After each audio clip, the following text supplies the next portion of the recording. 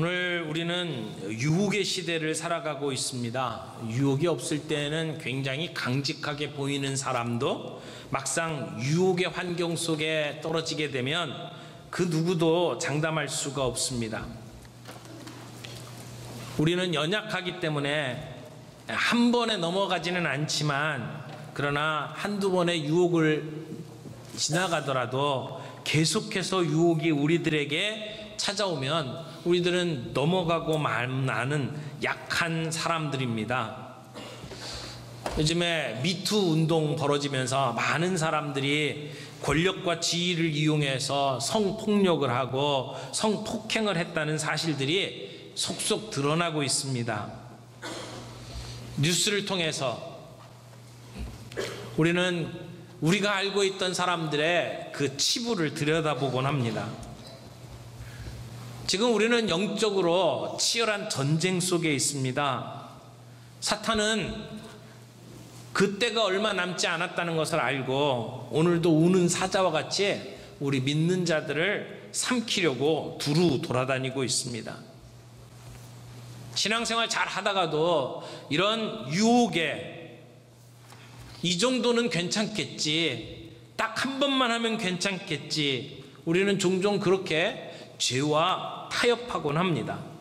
삼손의 이야기는 많은 복을 받았음에도 불구하고, 많은 권능을 받았음에도 불구하고 유혹에 속절없이 무너지는 실패한 지도자의 이야기입니다. 삼손은 나실인으로 태어났습니다. 태어날 때부터 구별되게 태어났습니다. 그에게는 사명이 있었습니다. 이스라엘 백성을 구원하라고 하는 사명, 그것 때문에 하나님은 삼손에게 강력한 힘을 주었습니다. 그 사명이 정말 중요했는데 삼손은 그 사명은 어디론가 잊어버리고 하나님이 주신 힘을 엉뚱한 곳에 허비합니다. 자기의 원수 갚는 일에 힘을 소비하고, 그리고 자기의 사랑을 위해서 그 힘을 사용합니다. 사명을 잃어버리면 유혹에 빠집니다. 오늘 16장 1절에 가면 삼손이 가사에 가서 한 기생을 보고라고 나옵니다. 삼손이 기생집에 들어갔다는 겁니다. 그냥 술 먹는 기생집이 아니고요, 여기서 말하는 기생은 매춘부를 가리키는 겁니다. 자기의 욕정을 해결하기 위해서 매춘부에게 갔다는 이야기죠.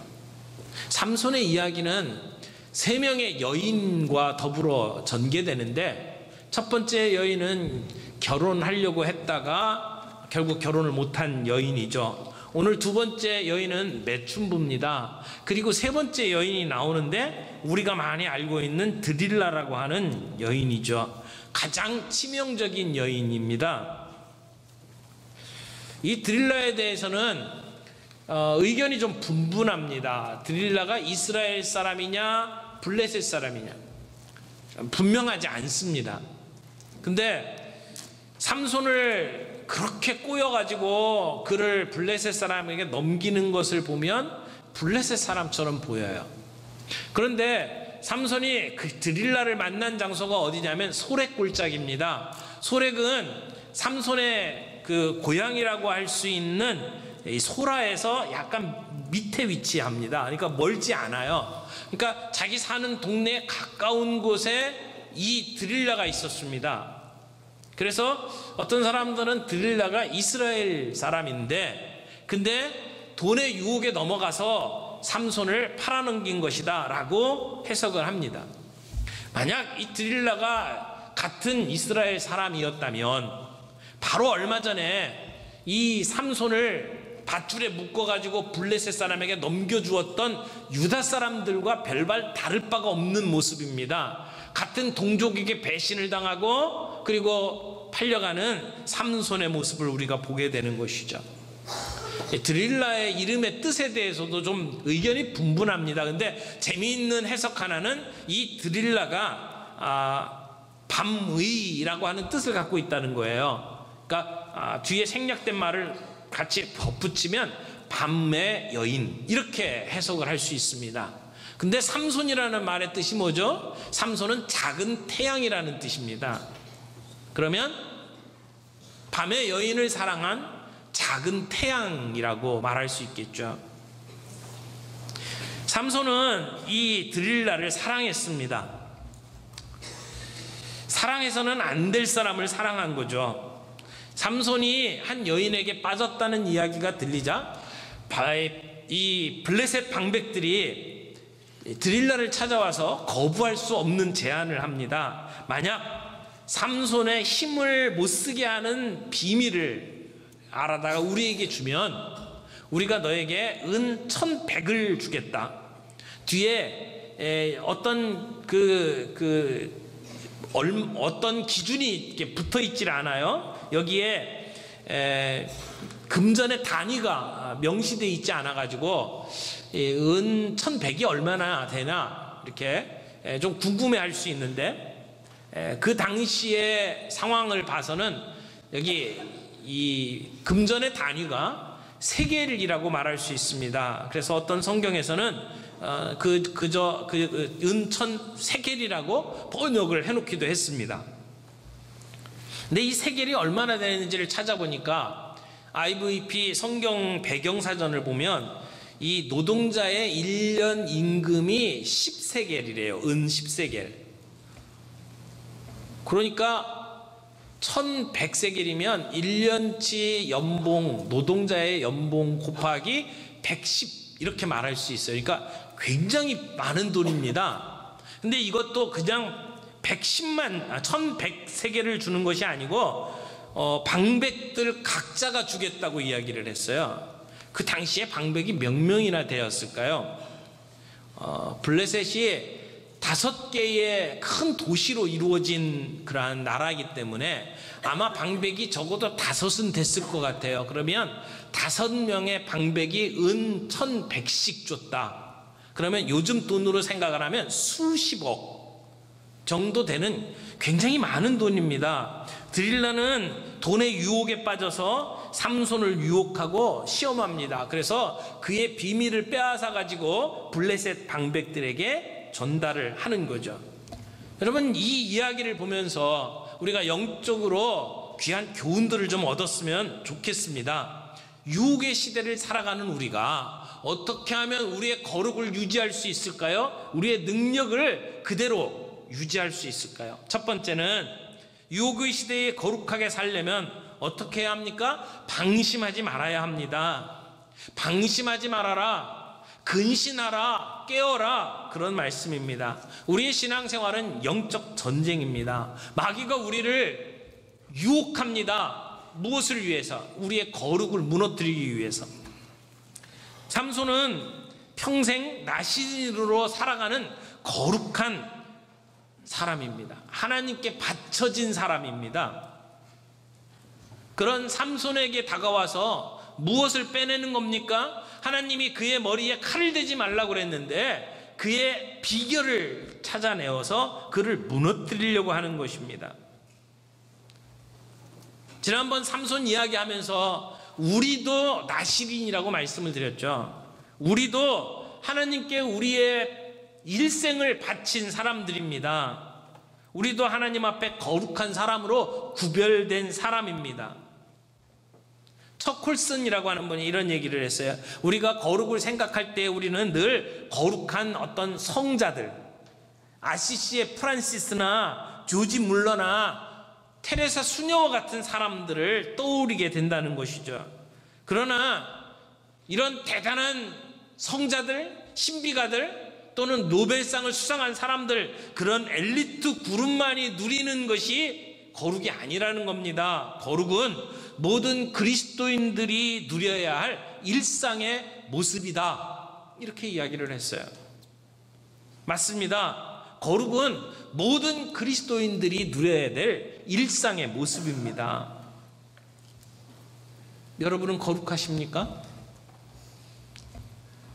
여러분은 거룩하십니까? 이렇게 물어보면 나는 거룩하고는 거리가 먼 사람이에요. 나는 매일같이 직장 생활하고 세상에서 시장 바닥에서 일하는 사람인데 내가 어떻게 거룩합니까? 그렇게 말하는 분들이 있어요. 내가 나중에 천국 가면 거룩해질지 모르지만 이 세상에서는 거룩하고 거리가 멉니다.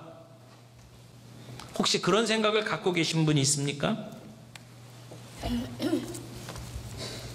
하나님이 우리를 거룩한 자로 부르셨습니다. 언제부터? 창세전부터. 우리가 태어나기 전부터 하나님은 우리를 아들로 부르시고 거룩하게 만드셨습니다. 그래서 우리를 성도라고 부르십니다. 여러분, 우리가 실제로 거룩한 삶을 살고 있기 때문에 성도라고 부름받은 것이 아니라, 비록 우리의 삶 속에 힘들고 어려운 삶을 살아가며 우리가 거룩하지 못할 때도 많이 있지만, 그러나 우리 주님은 우리를 예수 그리스도 안에서 거룩한 자들로 불러주신 겁니다. 그리고 우리를 가리켜서 성도라고 말씀하십니다. 그래서 우리가 성전이라고 말하지 않아요. 너희 몸이 거룩한 성전인 것과 성령님께서 너희 안에 계신 것을 너희가 알지 못하느냐 말씀을 하십니다. 그러므로 오늘 우리는 우리의 몸이 성전이고 우리가 거룩한 분을 모시고 살아가는 사람이고 우리가 거룩하도록 부름받은 성도라고 하는 사실을 우리는 기억해야 합니다. 하나님은 거룩하지 않은 우리를 이 거룩하지 않은 세상에서 불러내셨습니다. 그래서 우리를 성도로 만드셨어요. 그리고 다시 우리를 거룩하지 않은 저 세상으로 보내셨습니다. 여러분의 영적 상황은 어떻습니까? 혹시 그렇게 방심하면서 살아가고 있지는 않습니까? 아직도 들릴라의 집 앞에서 서성이고 있지는 않습니까?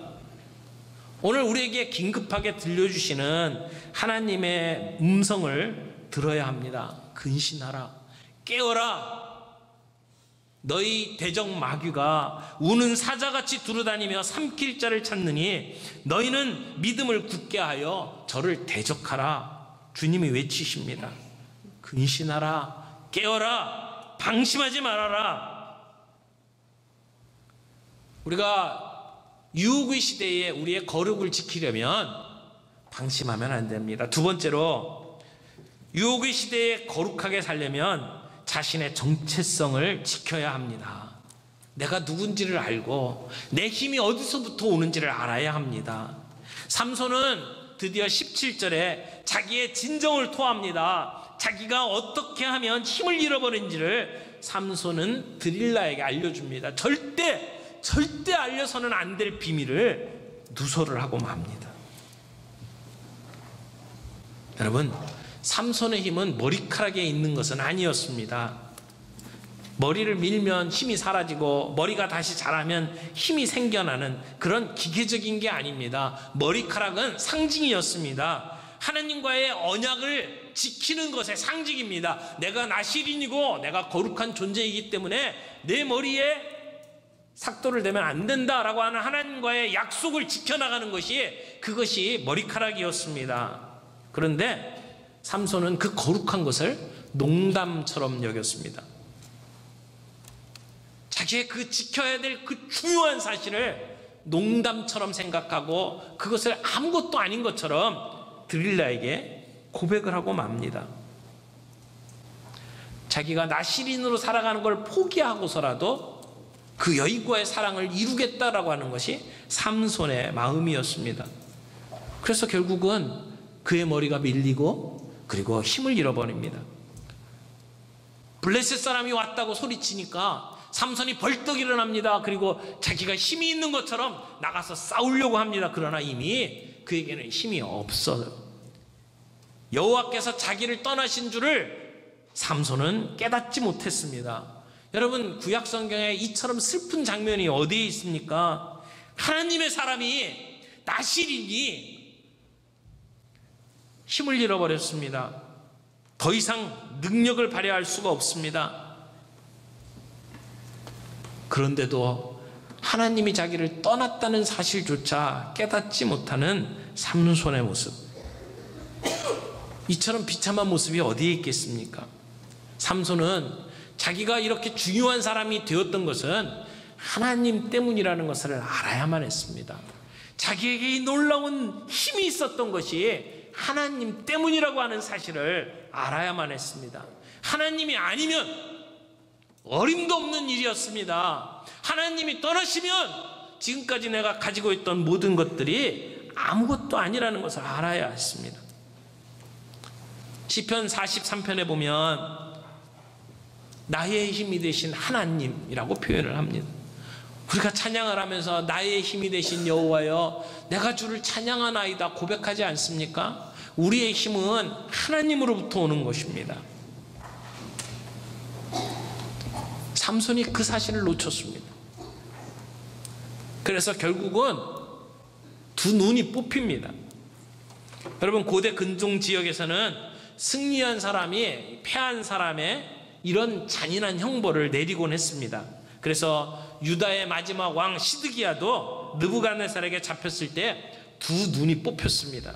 그래서 바벨론의 포로로 끌려가고 맙니다. 지금 그런 일이 벌어진 거예요. 왜 하나님은 삼손의 눈이 뽑히도록 두셨을까요? 어쩌면 삼손이 타락한 것은 눈으로부터 시작했던 것 같아요. 보는 데서부터, 그 눈으로부터 시작이 되었습니다. 결국은 그 눈이 뽑히고 말았습니다. 그리고는 맷돌을 돌립니다. 삼손과 드릴라라고 하는 영화에 보면 삼손이 굉장히 큰 맷돌을 이렇게 소가 밀고 가는 그 맷돌을 삼손에게 이렇게 밀게 만들죠. 근데 성경에 나오는 맷돌은 그 표현이 여인들이 이렇게 사용하는 맷돌입니다. 그러니까 크지 않은 거죠. 그러니까 삼손이 두 눈이 뽑힌 상태에서 어떤 맷돌을 돌렸을까? 저는 작은 맷돌, 그냥 작은 맷돌을 옥에서 이렇게 돌리고 있는 모습을 상상을 해봅니다. 그거 얼마나 처량합니까? 삼손의 추락. 여러분, 유혹의 시대에 거룩하게 살려면 내가 누군지를 알아야 되고 내가 가지고 있는 것이 어디로부터 왔는지를 알아야 합니다. 하나님이 무엇 때문에 나에게 재물을 주셨고, 하나님이 나에게 무엇 때문에 이 아름다움을 주셨고, 하나님이 무엇 때문에 나에게 건강을 주셨는지를 우리는 알아야 합니다. 하나님이 없어지면 그 모든 것이 아무것도 아니라고 하는 사실을 우리는 알고 와요. 우리의 삶 속에 내가 누군지 그 정체성을 놓치지 말아야 합니다. 세 번째, 유혹의 시대에 거룩하게 살려면 사명을 되찾아야 합니다. 삼손은 죽기 직전에 사명을 되찾았습니다. 삼손이 사명을 망각하게 되자 여자에게 빠져버린 것처럼 우리도 사명을 망각하면 쓸데없는 곳에 우리의 힘을 쏟곤 합니다. 정말 우리가 배우고 우리가 터득해 살 수 있는 일이 정말 많은데 우리는 그 힘들을 엉뚱한 일에 낭비하면서 살아갑니다. 그래서 사명이 중요합니다. 여러분, 사명을 잃어버리면 우리가 가지고 있는 것을 정말 엉뚱한 곳에 허비하게 된다는 것을 잊지 말아야 합니다. 힘은 있는데 사명이 없는 사람, 사명이 없는데 재물만 갖고 있는 사람, 얼마나 위험한 사람입니까? 요즘에 부모가 물려준 재산 엄청나게 많은데도 사명 없이 살아가는 사람들이 얼마나 많습니까? 그것은 망하는 길입니다. 여러분, 돈을 많이 벌었다? 그러면 우리는 질문해야 합니다. 왜 하나님께서 나에게 이런 재물을 주셨을까? 하나님께서 내게 주신 은사가 있어요? 질문해야 합니다. 왜 하나님이 나에게 이런 은사를 주셨을까? 내가 다른 사람보다 좀 더 잘하는 뭔가가 있나요? 물어봐야 합니다. 하나님, 이것 갖고 무엇을 하라고 주셨습니까? 우리에게 배운 것이 있습니까? 기술이 있습니까? 그러면 그것은 사명입니다. 사명이 우리의 인생의 방향을 결정합니다. 여러분, 그 강한 힘을 가지고 있으면서도 사명을 잃어버리니까 두 눈 뽑히고 블레셋의 광대 노릇밖에 할 수가 없게 되었습니다. 삼손의 마지막을 보십시오. 남녀가 가득 차 있는 큰 장소에 삼손을 부릅니다. 그러니까 지붕에 있는 남녀만 3,000명이라고 하니까 굉장히 많은 사람들이 모인 장소죠. 근데 그때 삼손이 자기의 사명을 다시 깨달았습니다. 내 인생에 사명이 있었지. 그런데 지금 내 이 모습은 무엇인가? 그래서 그의 인생 마지막에 삼손이 결단합니다. 내가 죽더라도 이렇게 수치스럽게 죽을 수는 없다. 그래서 하나님께 기도합니다. 28절입니다. 삼손이 여호와께 부르짖어 이르되 주 여호와여 구하옵나니 나를 생각하옵소서. 하나님이여 구하옵나니 이번만 나를 강하게 하사 나의 두 눈을 뺀 블레셋 사람에게 원수를 단번에 갚게 하옵소서. 삼손이 기도하고 있습니다. 삼손의 기록 가운데 삼손이 기도하는 거 딱 2번 나옵니다. 한 번은 바로 전에 에낙고레에서 기도했던 거죠. 목말라 죽게 된 상태에서 내가 이렇게 죽을 수는 없습니다. 그러면서 하나님께 부르짖었던 에낙고레의 기도가 첫 번째 기도고요. 오늘 2번째 기도, 믿음이 없던 삼손이 기도하고 있습니다. 다곤 신전 앞에서. 그런데 그의 기도의 내용이 뭡니까? 하나님, 저 블레셋 사람과 함께 죽겠습니다 라고 하는 기도입니다.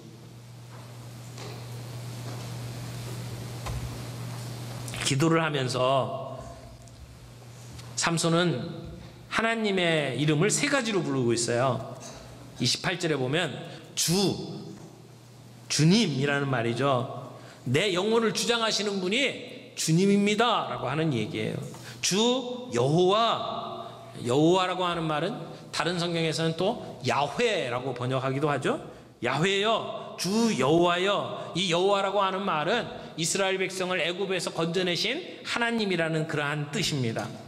우리를 구원하시는 분. 그래서 지금 우리를 구원하실 분은 여호와 한 분입니다 라고 하는 이야기죠. 주 여호와여 라고 기도하면서 나중에 하나님이여 라고 이야기를 합니다. 하나님, 모든 신들 중에 뛰어난 신. 이 싸움이 하나님의 싸움인 것을 고백하면서 하나님 반드시 승리하게 해주옵소서, 그렇게 부탁하며 하나님의 이름을 부르는 겁니다. 삼손은 마지막으로 이 모든 일의 결론이 하나님께 달려 있습니다 이렇게 이야기를 하는 거예요. 자기도 어떻게 할 수 없는 마지막 순간에 두 눈이 뽑혀서 지금 사람들의 조롱거리가 된 이 순간에 삼손은 하나님께 마지막으로 기도하고 최후를 마칩니다. 하나님 그 기도 들어주셨어요. 그래서 그가 죽기 전에, 생전에 죽였던 숫자보다 더 많은 사람을 죽이면서 그의 인생의 마무리가 됩니다. 여러분, 이 모든 삶의 내용을 보면서 우리가 이 유혹의 시대에 거룩하게 되려면 우리의 사명을 놓치면 안 된다는 겁니다. 삼손은 그나마 죽기 직전에 그의 사명을 다시 붙잡았습니다. 만약 그가 그 이전에 가지고 있는 힘을 자신의 사명을 위해서 드렸다면 그의 생애는 얼마나 위대한 생애가 되었겠습니까? 사랑하는 성도 여러분, 우리가 이 사명을 붙잡고 가기에 이제 나는 너무 늙었다고 생각하는 분들 있지 않습니까? 지금이 가장 빠른 순간입니다. 더 늙기 전에 사명 붙잡고 살아갈 수 있기를 바랍니다. 지금 우리가 가지고 있는 물질, 지금 우리가 가지고 있는 능력, 우리의 은사 어디에 사용하십니까? 사명을 위해서 사용할 수 있기를 바랍니다. 하나님, 내 사명이 무엇인지 분명하게 보게 해 주옵소서. 정말 지금까지 사명을 잊고 살았다면 하나님, 이 사명 회복하게 해 주시옵시고 사명을 위해서 우리의 삶을 살아갈 수 있도록 우리를 다시 한번 회복시켜 주시옵소서. 우리 그렇게 하나님께 기도하며 나아가는 저희들이 되었으면 참 좋겠습니다.